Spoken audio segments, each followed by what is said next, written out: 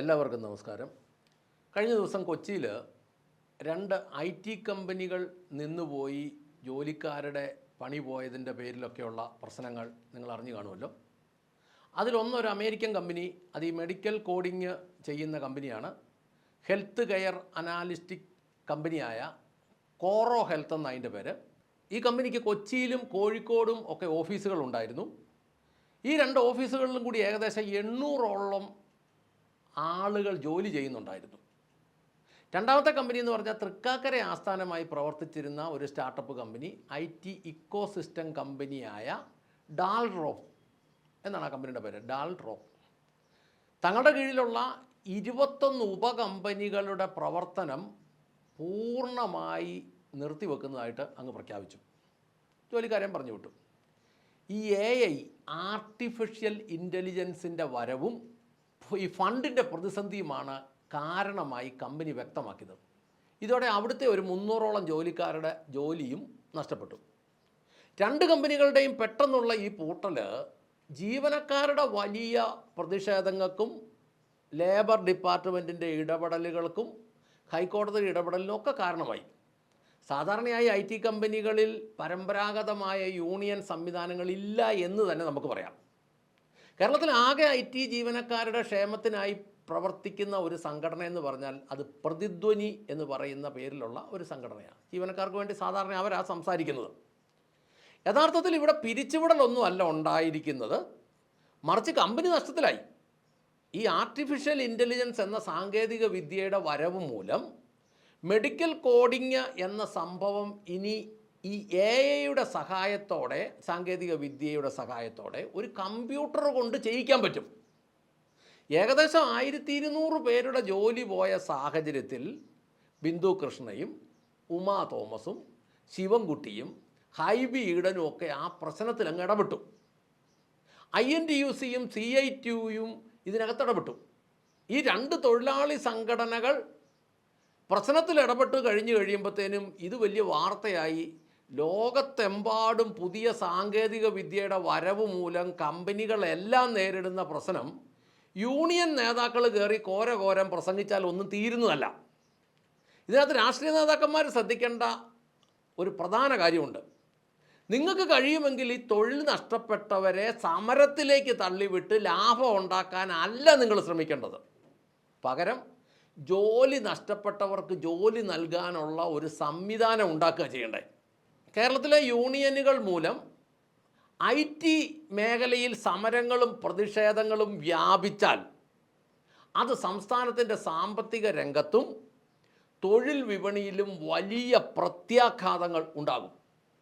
ഉദാഹരണമായിട്ട് ഒരു IT company മിക്കവാറും ഒരു പ്രദേശത്ത് നിന്ന് മറ്റൊരു പ്രദേശത്തേക്ക് മാറ്റി സ്ഥാപിക്കാൻ വളരെ എളുപ്പമാണ്.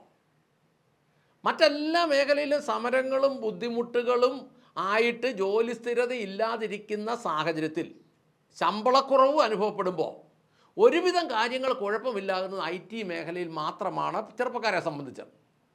ഗവൺമെൻറ്റിനെ സംബന്ധിച്ച് കേരളത്തെ ഒരു പ്രമുഖ IT ഹബ്ബാക്കി മാറ്റാൻ സർക്കാർ തലത്തിലും അല്ലാതെയും വലിയ ശ്രമങ്ങൾ നടക്കുന്ന ഈ സമയത്ത് യൂണിയൻ പ്രവർത്തനങ്ങളും അതുമൂലമുള്ള സമരങ്ങളും അതുമൂലമുള്ള പ്രശ്നങ്ങളും ഒക്കെ ഉണ്ടായാൽ ആഗോള കമ്പനികൾ കേരളത്തിലേക്ക് കടന്നു വരാൻ മടിക്കും. ഒന്നാമത് ലോകം മുഴുവൻ കേരളം സമരത്തിൻ്റെ നാടാണ്, പ്രശ്നങ്ങളുടെ നാടാണ്, യൂണിയൻകാരുടെ ശല്യമാണ്, രാഷ്ട്രീയക്കാരുടെ ശല്യമാണെന്നുള്ള ഒരു റിപ്പോർട്ടുള്ള സ്ഥലമാണ്.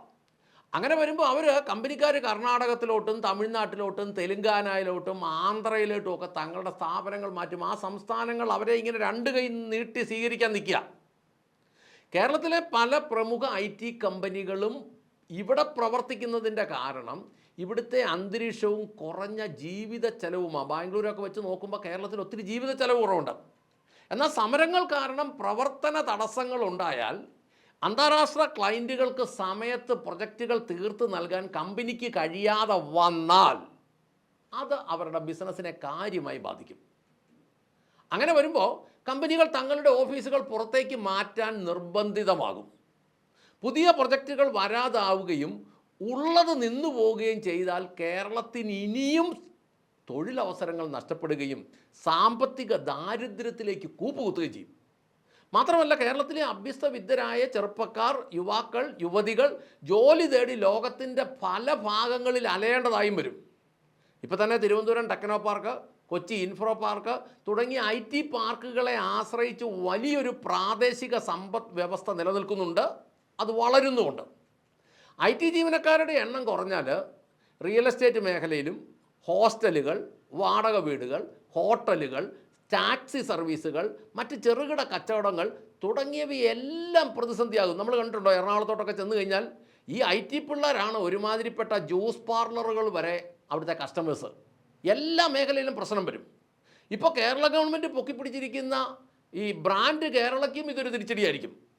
കേരളത്തിൽ ഇനി ഒരു വ്യവസായം തുടങ്ങാൻ സാധിക്കില്ല എന്ന് യൂണിയനുകൾ വീണ്ടും വീണ്ടും തെളിയിച്ചുകൊണ്ടിരിക്കുന്ന കാലഘട്ടമാണ്. പ്രത്യേകിച്ച് രാഷ്ട്രീയ നേതാക്കന്മാർക്ക് ഈ യൂണിയനുകളുടെ കാലം കഴിഞ്ഞ് അങ്ങോട്ട് പിടി കിട്ടിയിട്ടില്ല. ജോലിക്കാരുടെ അവകാശങ്ങൾ സംരക്ഷിക്കപ്പെടുകയൊക്കെ തന്നെ വേണം. എന്നാൽ അത് പരമ്പരാഗത രീതിയിലുള്ള കമ്പനികളുടെ പ്രവർത്തനങ്ങൾ തടസ്സപ്പെടുത്തുന്ന സമരങ്ങളിലേക്ക് വഴിമാറിയാൽ അത് IT മേഖലയുടെ തകർച്ചയ്ക്ക് ഒരു കാരണമാകും. ഏറ്റവും പുതിയ അന്താരാഷ്ട്ര വ്യത്യാസങ്ങൾ മനസ്സിലാക്കാതെ സമരങ്ങൾ പ്രഖ്യാപിക്കുകയും ഇൻകിലാബ് വിളിക്കുകയും ചെയ്താൽ വിളിക്കുന്നവർക്ക് രക്തസമ്മർദ്ദം കൂടുമെന്നല്ലാതെ IT കമ്പനികൾക്ക് അതൊന്നും ബാധകമാകില്ല. അവർ മറ്റ് സ്ഥലങ്ങൾ തേടിപ്പോകും. രാഷ്ട്രീയക്കാർ കോമാളിയാകുകയും ചെയ്യും. ഈ IT കമ്പനിക്കാർക്ക് പോകാൻ വളരെ എളുപ്പമാണ്. കാരണം ഒന്നാമത് അവർ ഒരിടത്തും സ്വന്തം ബിൽഡിങ്ങുകൾ ഉണ്ടാക്കുകയില്ല, സ്ഥലം മേടിക്കുകയില്ല. അവർ വാടക കെട്ടിടങ്ങളും ലാപ്ടോപ്പുകളും സ്പീഡ് കൂടിയ ഇൻ്റർനെറ്റും മാത്രമാണ് അവർക്കുള്ളത്. അതെല്ലാം തന്നെ ഈ ലാപ്ടോപ്പ് എടുത്തുകൊണ്ട് പോകാം, വാടക കെട്ടിടങ്ങൾ വിട്ടു കൊടുക്കാം, ഇൻ്റർനെറ്റ് കണക്ഷൻ ഇവിടെ കട്ടാക്കിയിട്ട് ഇവർ ചെല്ലുന്ന സ്ഥലത്ത് ഇവർക്ക് മേടിക്കുകയും ചെയ്യാം. അതുകൊണ്ട് IT കമ്പനികളെ ഒരിക്കലും യൂണിയൻകാരുടെ ഇൻകിലാബോ മുദ്രാവാക്യം വിളികളോ ഒന്നും കാണിച്ച് പേടിപ്പിക്കാൻ പറ്റിയല്ല. അവർ പോകാനാണെങ്കിൽ അവർ നിമിഷ നേരം കൊണ്ട് പോവുകയും ചെയ്യും. അവരെ ഭീഷണിപ്പെടുത്തി നിലനിർത്താൻ പറ്റുകയില്ല എന്ന് രാഷ്ട്രീയക്കാർ മനസ്സിലാക്കുകയും ഓരോ സമരങ്ങൾക്കകത്തും ഇടപെടുമ്പോൾ ഈ കാലഘട്ടത്തിൽ വരുന്ന മാറ്റങ്ങളിലൂടെ മനസ്സിലാക്കാൻ ബോധം രാഷ്ട്രീയക്കാർക്ക് ഉണ്ടായിരിക്കണം. അങ്ങനെ അല്ലെങ്കിൽ ഈ ഇടപെടുന്നതിനകത്ത് ഈ പണി നഷ്ടപ്പെട്ടു പോയ ആളുകൾക്ക് ഒരു പ്രയോജനം ഉണ്ടാകുകയില്ല. ചിലപ്പോൾ രാഷ്ട്രീയക്കാർ ഇതിൻ്റെ പുറകെ കൂടെ എന്തെങ്കിലും മെച്ചം ഉണ്ടാക്കാൻ സാധ്യതയും ഉണ്ട് എന്ന് ഓർമ്മിപ്പിച്ചുകൊണ്ട് നിർത്തട്ടെ. നന്ദി, നമസ്കാരം.